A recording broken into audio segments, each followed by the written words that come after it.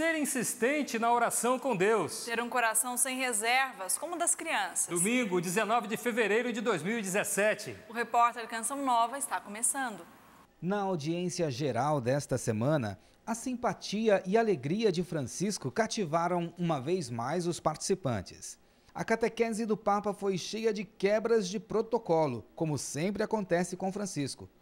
E o que fez o Papa sorrir e se alegrar foi a ousadia de um coral infantil, que o interrompeu e começou a cantar.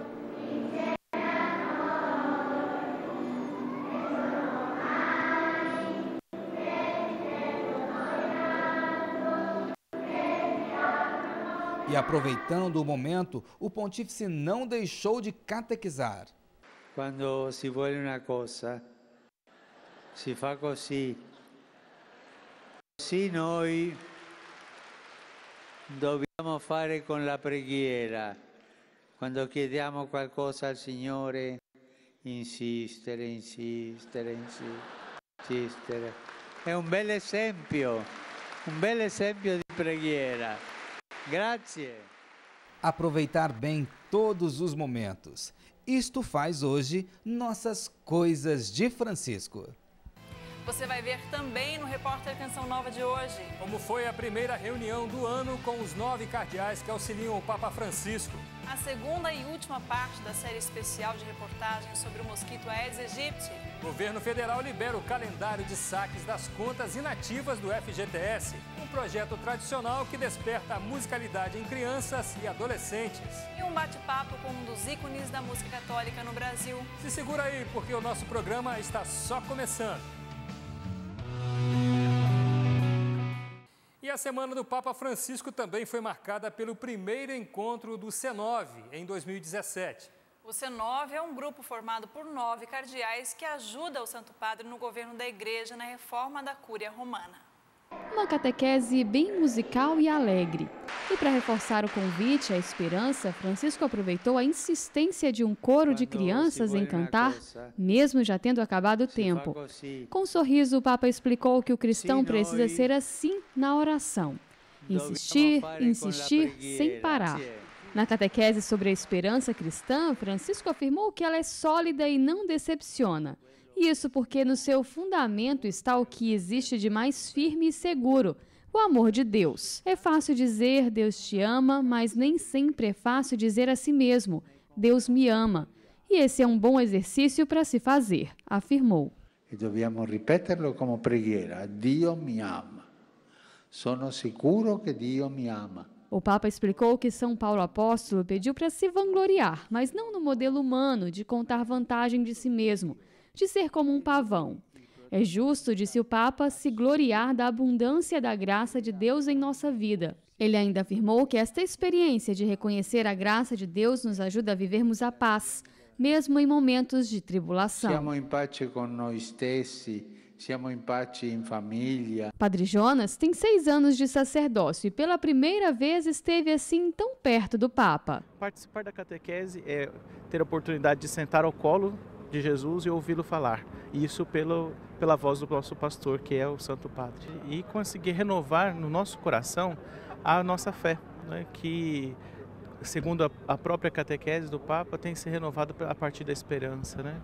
Eu acho que é importante a gente lembrar que só o fato de sermos cristãos já nos dá força para que tenhamos esperança em Cristo para renovar as nossas forças. Terminou hoje a reunião do C9, o Conselho dos 9 cardeais, que junto com o Papa Francisco discutem a reforma da Cúria Romana.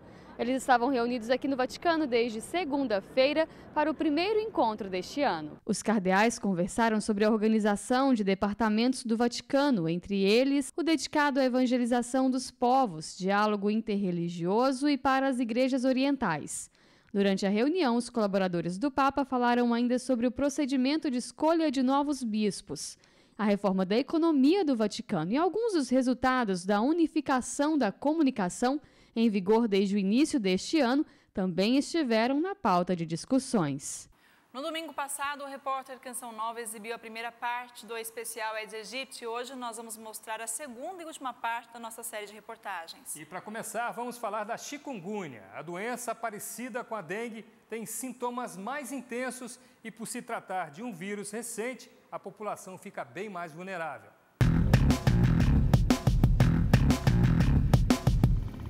Ele mora dentro ou ao redor das casas. Pode estar no ralo, na caixa d'água, no vaso de planta ou em algum recipiente no meio do entulho. O velho conhecido do brasileiro Aedes aegypti é também o transmissor da chikungunya, doença nova que a população ainda não tem imunidade. Pode haver um aumento de casos, porque existe uma população completamente vulnerável. A gente teve pouquíssimos casos no estado de São Paulo, o vírus circulou, mas de uma forma muito amena ainda. Então a gente tem bolsão, a população toda praticamente está vulnerável ao chikungunya. De 2015 para 2016 houve um aumento considerável dos casos e de mortes. Os primeiros ocorridos no país foram em 2014, no município de Oiapoque, no estado do Amapá. Nesse mesmo ano, a cidade baiana de Feira de Santana enfrentou uma epidemia da doença. O vírus chikungunya foi identificado em 1952 na Tanzânia. São várias semelhanças entre chikungunya e dengue, desde o mesmo mosquito transmissor até sintomas parecidos. A principal diferença é a dor mais intensa nas articulações, que pode vir até a incapacitar. Daí então o nome chikungunya, de origem africana, que significa corpo curvado, exatamente como a pessoa fica por causa da dor forte. 70% dos pacientes desenvolvem os sintomas. A doença pode evoluir para 3 fases. Primeiro, os sintomas em 10 dias. Depois desse período, começa a fase subaguda, que pode durar até 3 meses. Passando disso, já é a etapa crônica. No caso de cronicidade dos eventos articulares, das dores articulares, esse paciente tem que ser adequadamente seguido com um especialista de dor ou com um médico treinado para acompanhar a dor dele. A chikungunya pode afetar pessoas de qualquer idade ou sexo, mas os sinais e sintomas tendem a ser mais intensos em crianças e idosos. O vírus só pode ser detectado em exames de laboratório. Tem que pedir especificamente sorologia para chikungunya, exame para chikungunya. Não adianta fazer um hemograma ou um exame de rim e achar que vai aparecer o chikungunya ali. Tem que ser solicitado aquele exame específico para chikungunya para que o diagnóstico seja feito. Até o momento não existe um tratamento específico para a doença. A orientação é que o paciente não tome remédio por conta própria. Alguns podem mascarar os sintomas, o que dificulta o diagnóstico e agrava o quadro do paciente. Para evitar a doença, só mesmo combatendo o Aedes aegypti. Até porque, quando a gente vê imagens assim, percebe que o mosquito está longe de ser o único culpado. O mosquito que ficou famoso no Brasil por causa da dengue, agora também é temido por transmitir zika, chikungunya e febre amarela. E a febre amarela tem assustado os brasileiros por causa dos vários casos silvestres, principalmente em Minas Gerais. Pois aí, a boa notícia é que, diferente das outras 3 doenças transmitidas pelo Aedes aegypti, a febre amarela pode ser evitada com vacinação.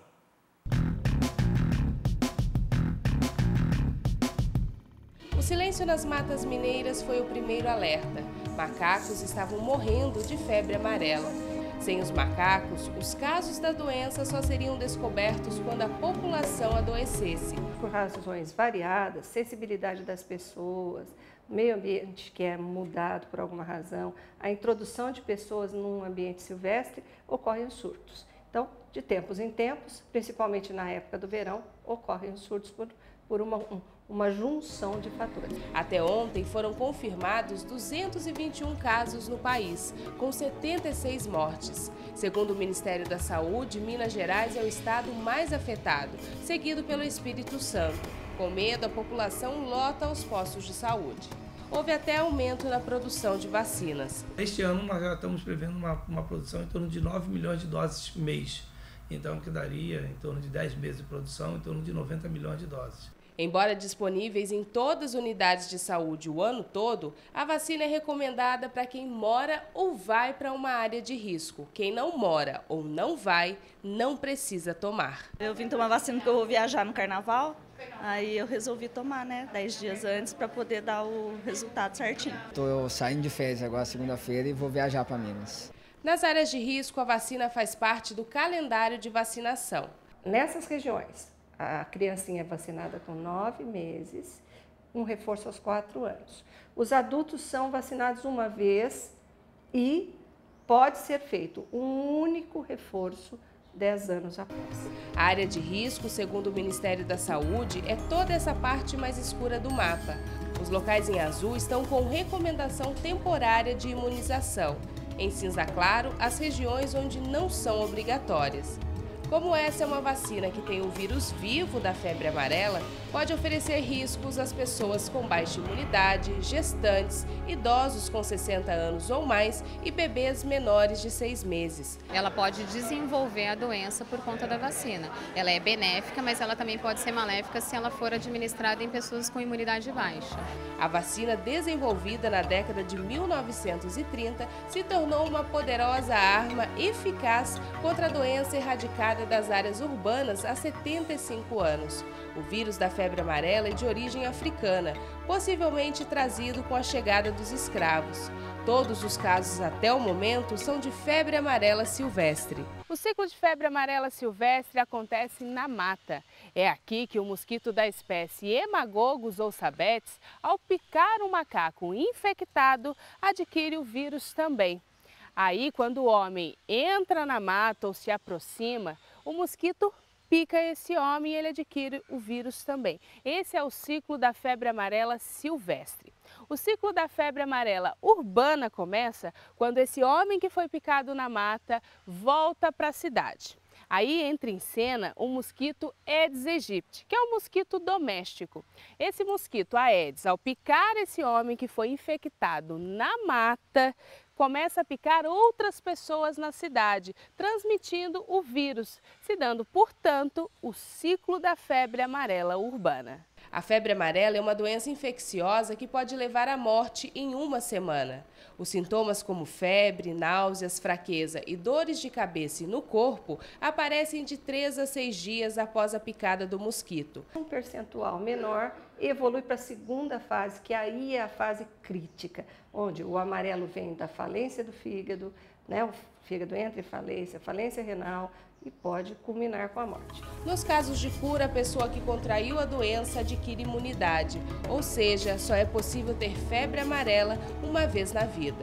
Para que não haja epidemia, a melhor forma de prevenção é eliminar os criadores do Aedes aegypti, aquele mosquito pequenininho que se tornou especialista em espalhar tantas doenças. E você vai ver a seguir, o governo divulga calendário de saques de contas inativas do FGTS. E um espetáculo em 2 rodas nas montanhas do Chile, que terminou com um recorde mundial de velocidade. O repórter Canção Nova volta rapidinho.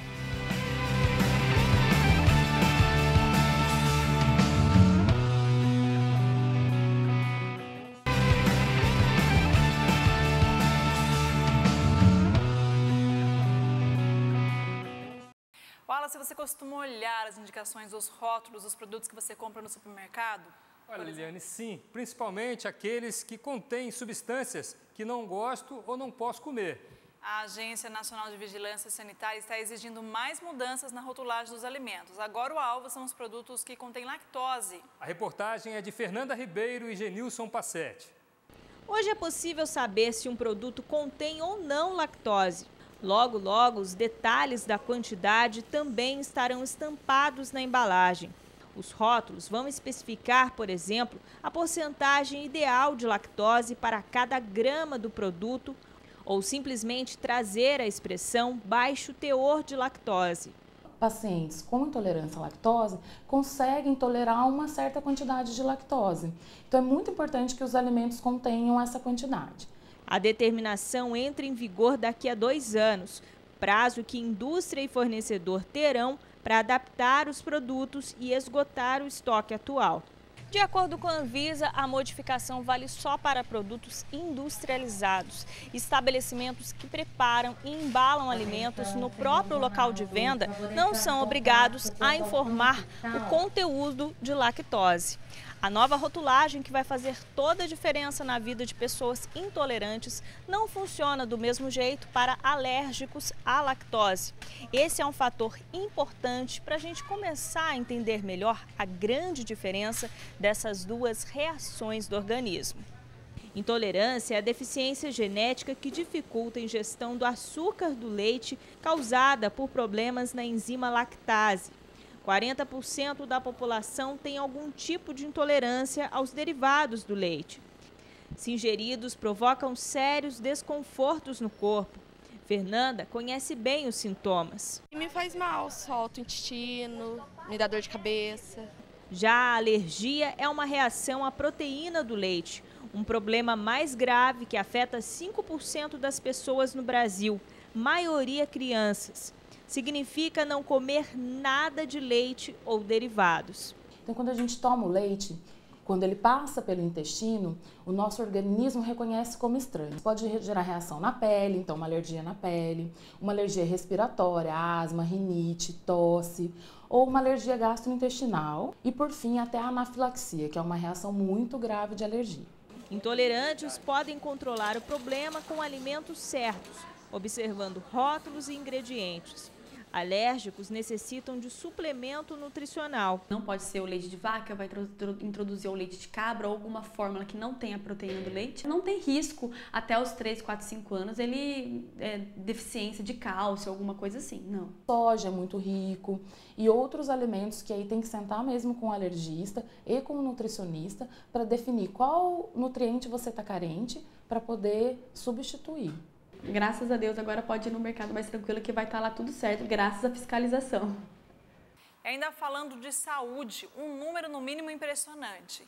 Em um ano, as operadoras de saúde perderam 1.400.000 clientes. E o pior é que o número de reclamações na justiça está só aumentando. Há 2 anos, Adriana precisou fazer uma cirurgia para remover pedra nos rins, mas na hora que precisou do plano de saúde... Eu fui internada de emergência, fiz o procedimento e a operadora negou esse procedimento. Aí disso eles emitiram uma fatura no valor aproximadamente de R$8.000 e com isso eles negaram, falaram que não ia pagar porque não era urgência e emergência e era um procedimento de urgência e eu tive que entrar com ação. E ganhou a causa, mas antes de entrar na justiça, ela tentou resolver o conflito com o convênio. Eu fui até a sede da operadora, mandei e-mails, falei com um dos diretores, mas ele negou, ele falou que realmente eu tinha pouco tempo de plano e não se tratava de um atendimento emergencial. O caso da Adriana é um entre as milhares de reclamações contra os planos de saúde que vão parar na justiça. Um levantamento feito por um professor aqui da Faculdade de Medicina da Universidade de São Paulo revelou que entre 2011 e 2016, o número de ações judiciais envolvendo planos de saúde cresceu mais de 600%. Entre os principais motivos de ações contra as operadoras estão o aumento abusivo, ausência de cobertura e negativa de atendimento. A pesquisa foi feita somente no estado de São Paulo. Em 2011, foram julgadas 2.600 ações. Ano passado, foram 19.000. Este advogado ajudou na elaboração do estudo. O que chama a atenção é que a maior parte dessas ações estão relacionadas a tratamentos médicos. E isso, além de comprometer a saúde do beneficiário, às vezes até a vida do beneficiário, ele pode também comprometer o bom funcionamento do sistema de saúde. Porque aquele beneficiário que não consegue o tratamento pelo plano de saúde, ele pode buscar o SUS e acabar sobrecarregando esse sistema público, né, e sendo que ele deveria ter esse atendimento pelo plano de saúde. O papel de fiscalizar as operadoras de saúde é da Agência Nacional de Saúde Suplementar. De tanta reclamação, 170 planos foram suspensos pela ANS no ano passado. Mediar conflitos também é papel da ANS e o índice de solução é alto, 90% dos casos. Então, por que tantos problemas com a saúde vão parar nos tribunais? Nós verificamos com frequência a negativa de atendimento, seja em consultas, sejam tratamentos, sejam cirurgias e principalmente em casos extremos.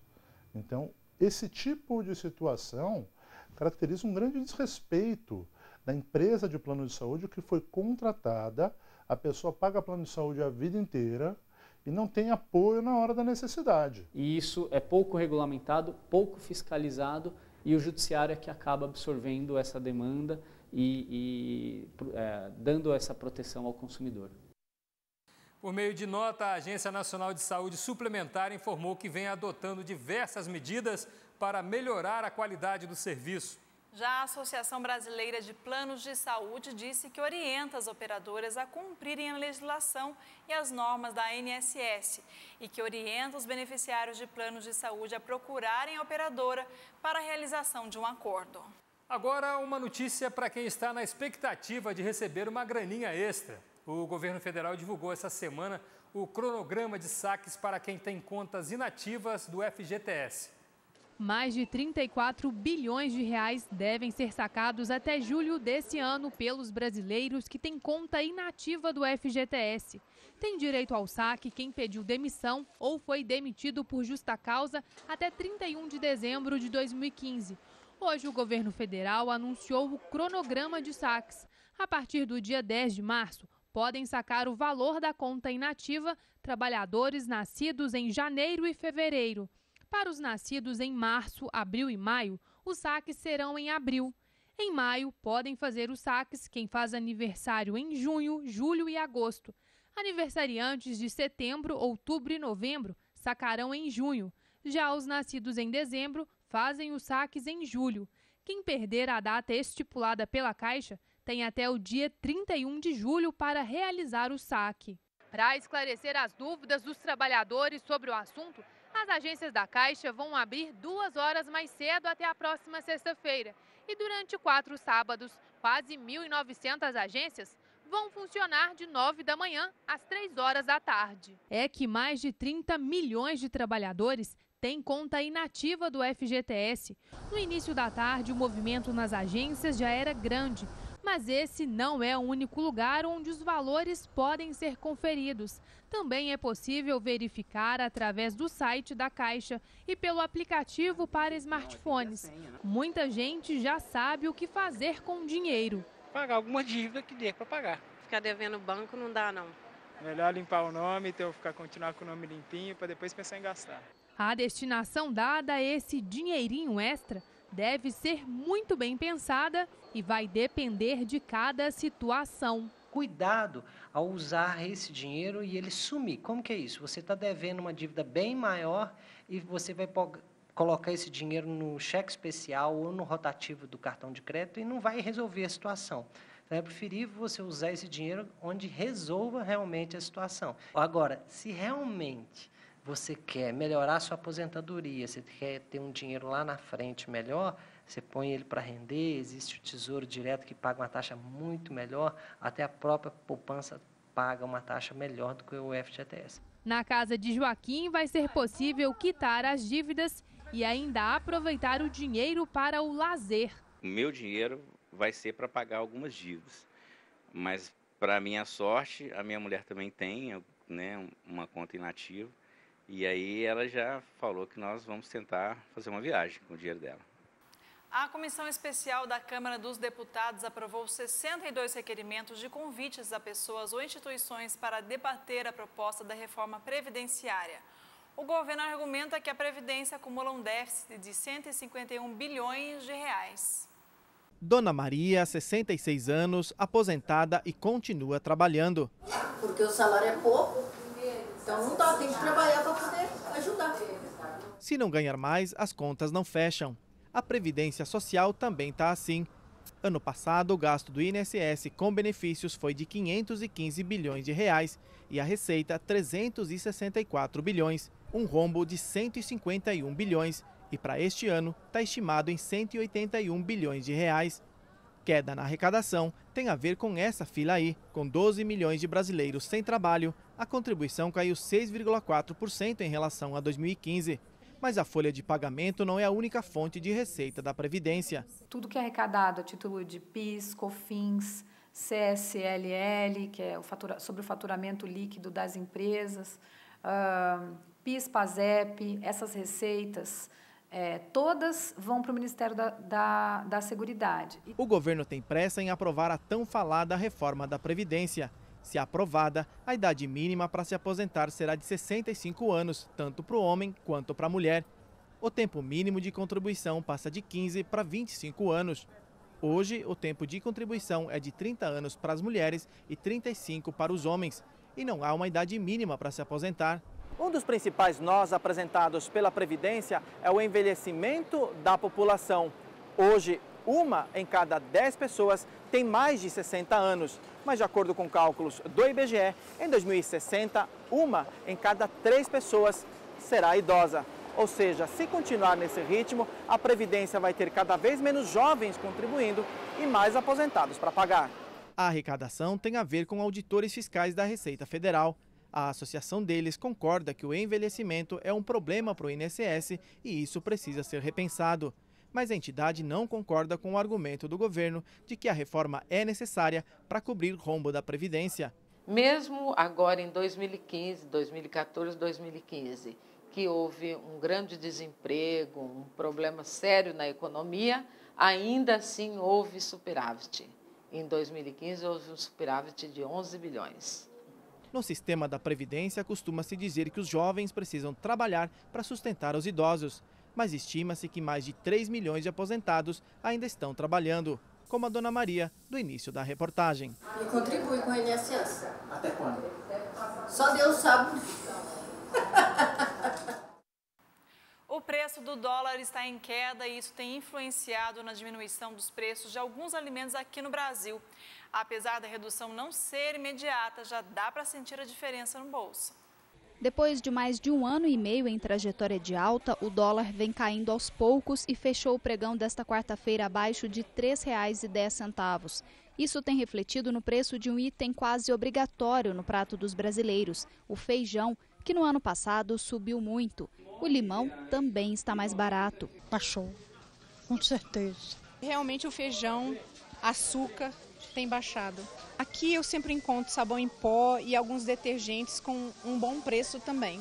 A gente tem que fazer esses tipos de artifícios no dia a dia para economizar algum dinheiro. Entre os produtos que devem ficar mais em conta este ano estão o bacalhau, o azeite e o vinho. Ingredientes muito procurados para o almoço de Páscoa, por exemplo. Uma boa notícia para quem deixou de comer o peixe no ano passado por conta do preço salgado. O barateamento dos produtos depende da cadeia produtiva. Como muitos têm preço cotado no mercado internacional, o milho e o trigo, por exemplo, já sentem a influência das variações no câmbio, mas os derivados ainda não. O supermercado às vezes compra o produto, ele é o produto caro, que foi comprado a um preço de dólar maior, então ele vai sair ao dólar que o supermercado pagou. Porque se ele baixar o preço na prateleira, ele acaba tendo prejuízo. Então, existe todo um esquema econômico por trás. É lógico, um produto que tem uma vida útil menor, ele vai ter um ajuste de preço mais rápido. Mas não é o que acontece normalmente, porque nós estamos falando de produtos que vêm ser processados, que se transformam em massas, né, tal. O IPCA de janeiro, índice oficial de inflação, mostrou que o frango apresentou leve recuo de 0,66% e o fubá 0,57%. O brasileiro também deve começar a pagar menos por alguns produtos de higiene, como desodorantes, que possuem insumos importados ou são fabricados fora do país. Eli, você gosta de ciclismo de velocidade? Não sou muito radical não, Márcio. Olha, eu gosto de ciclismo de velocidade, mas moderado, daquele que dá para parar sem grandes dificuldades, né? Mas você de casa precisa ver o que o australiano Max Stokel fez no deserto do Chile.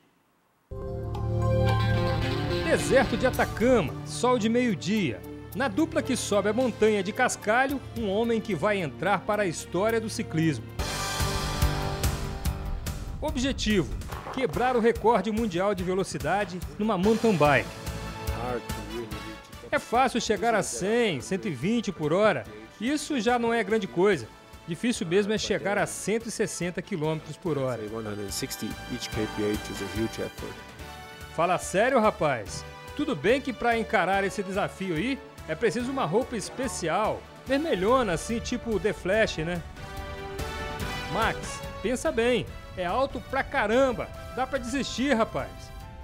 Bom, se você vai mesmo, então coloca o capacete, vai. Esse aí cheio de aerodinâmica, porque a parada é de super-herói. Tudo pronto? Vai lá, meu chapa. A descida é inacreditável. O cara quebrou o recorde mundial para bicicletas de montanha em Cascalho. 167 km por hora.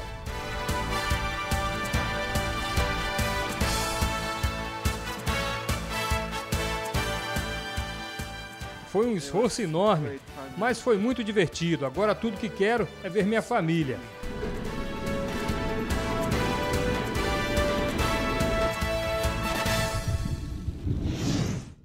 Esse recorde de Max Tuchel foi quebrado há 2 meses e só nessa semana que as imagens foram divulgadas. E o australiano voador ainda também já havia quebrado o recorde de velocidade em neve nos Andes chilenos em 2007, quando chegou a 210 km por hora. No próximo bloco tem muita música de qualidade para você. Já ouviu falar do Projeto Guri? Espera só para ver. E o nosso bate-papo com o músico recebe hoje nada mais, nada menos que Dunga, missionário da comunidade Canção Nova. Segura as pontas aí, a gente volta rapidinho.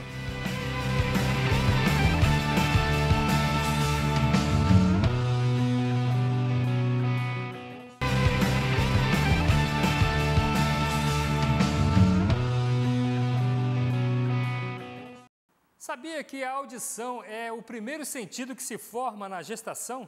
O som faz parte do desenvolvimento cognitivo antes mesmo da criança nascer. E a música é uma excelente ferramenta para exercitar e desenvolver os pequenos. No estado de São Paulo, o maior projeto sociocultural do Brasil está com quase 9.000 vagas abertas. O projeto Guri, que trabalha a educação musical com crianças e adolescentes. Aqui a música é ferramenta para desenvolver a garotada e nem precisa conhecer, basta a vontade de aprender. Além da educação musical, a iniciativa do governo do estado de São Paulo, mantida pela Secretaria da Cultura, estimula a inclusão sociocultural. É necessário que ele esteja somente estudando e ela pode ficar até 18 anos, ou seja, então nossa faixa etária abrange de 6 a 18 anos.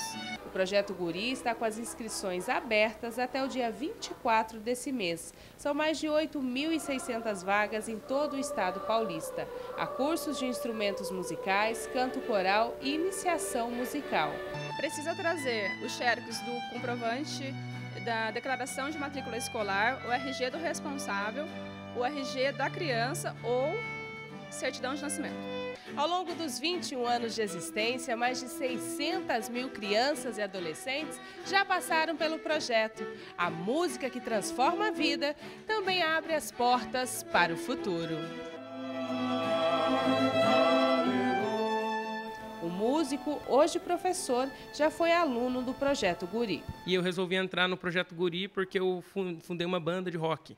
E aí eu queria aprender a cantar. Então, eu lá tinha um curso de canto. Ronald fez da música sua profissão. O instrumento transformador foi um aprendizado para toda a vida. Aprendi a trabalhar em grupo, aprendi o respeito, né, com os amigos. Isso, a gente cria um espírito em grupo. Como a gente costuma falar, o Guri ele não cria só música, ele cria ser humano, né?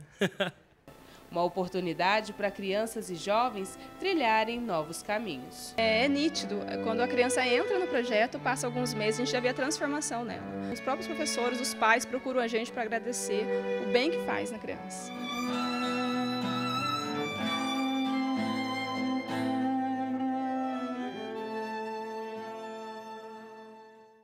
E agora, no bate-papo com o músico, a gente vai conhecer um pouco mais de Francisco José dos Santos. Conhece? Aquele cara nascido em Pindamonhangaba, interior de São Paulo, missionário da comunidade Canção Nova e que há uns 15 anos usa as letras PHN para fazer a juventude dizer não ao pecado.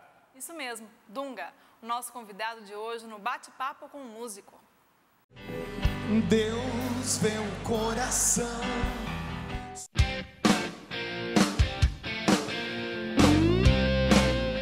Francisco José dos Santos é um cara muito feliz, saudoso, né? Gosto muito de recordar as coisas, tive uma infância fantástica, pobre, porém nobre, uma juventude maravilhosa dos anos 80 e os primeiros anos da vida adulta também fantástico, já casado, batizado no Espírito Santo, uma pessoa resolvida, uma pessoa descomplicada, uma pessoa que gosta de trabalhar. E esse é o Francisco José dos Santos.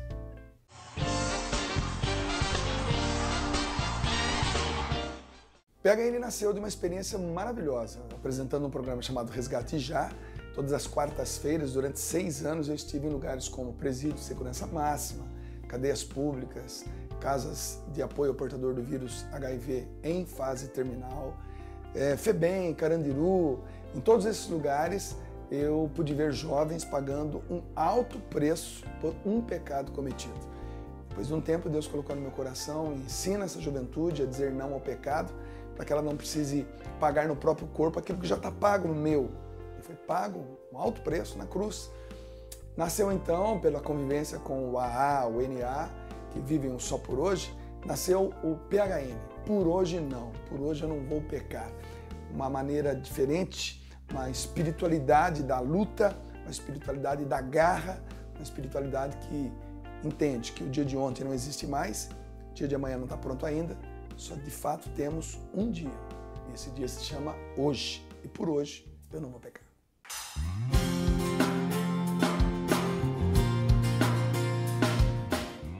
Olha, o Dunga, esposo, pai, avô, é um cara que gosta de curtir, né?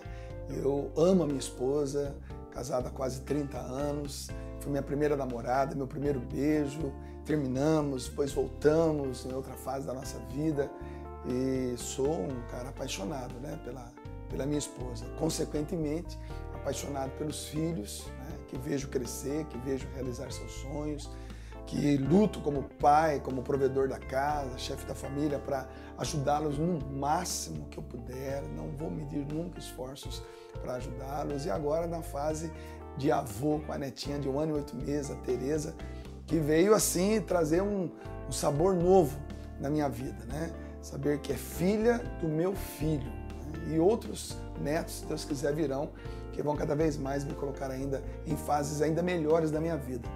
Esse mix de marido, pai e avô realmente faz uma diferença muito grande na minha vida. Sou feliz e muito feliz por causa disso.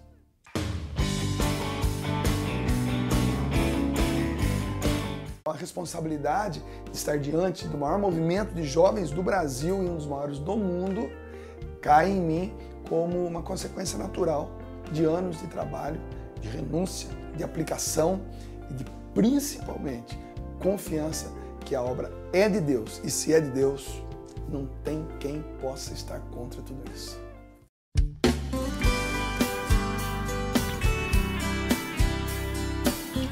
Olha, como conciliar tudo isso é uma coisa que a gente faz fazendo, né? É o fazejamento das coisas e não o planejamento das coisas. Claro que tudo começou pequeno, tudo começou com uma família pequena, eu, Neia e Felipe, de 3 anos e meio. Éramos 3, a minha estrutura familiar era 3 pessoas. Hoje não, hoje sou eu, a Neia, o Felipe, a Cécia, a Tereza, a Priscila, a Ana Carolina, 2 namorados e uma sogra que mora comigo hoje. Então, de 3, fomos para 10 pessoas. Agora, para chegar nisso, 25 anos se passaram. Então, 25 anos conciliando agenda e família, a família entendendo, eu também entendendo, a família se colocando também à disposição da missão, indo e vindo quando pôde e quando pode. E acredito que todos nós hoje, depois de 25 anos e hoje em 10, nós sabemos que a agenda ela é algo que já foi encarnado em nós. É claro que sempre vamos viver com um pouquinho de saudade, né? Sempre vamos viver querendo viver aquele momento de final de semana, por exemplo, aquele domingo que amanhece em qualquer hotel, em qualquer canto por aí, fala, poxa, eu podia estar em casa. Mas a gente sabe que a gente está fazendo isso para as coisas de Deus. E Deus nos recompensa, de fato, muitas vezes na nossa vida.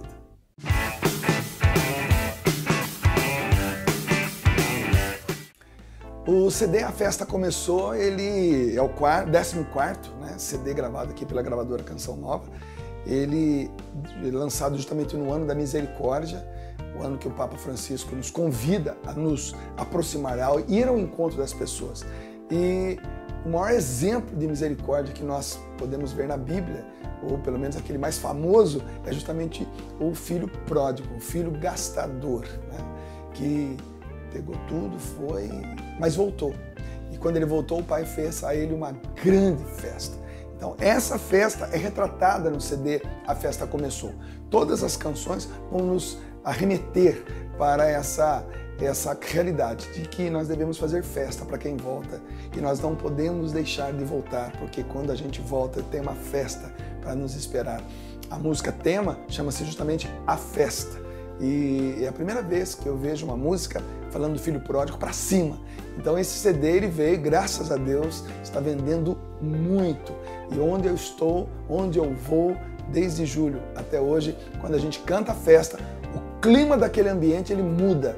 E todos entendem que realmente existe uma festa para o pecador que volta.